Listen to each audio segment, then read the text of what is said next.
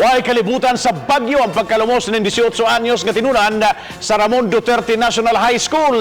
Samtang gitataw sa kapulisan nga wandabong foul play sa kamatayon sa maong batanon. Si Nico Serino sa report.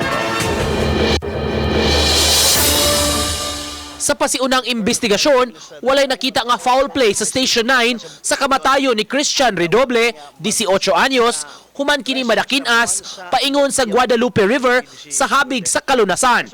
Mato ni Police Lieutenant Colonel Clark Ariola, spokesperson sa Cebu City Police Office, gisuwayan pa og tabang sa laing tulo ka kauban sa biktima apan pakya sila. Nangaligo to sila nya ga inom-inom gamay daw according nila. Then ninaog tong katong nalumos, then na-slide siya. Then mo na to nahitabo to yung pagkalumos.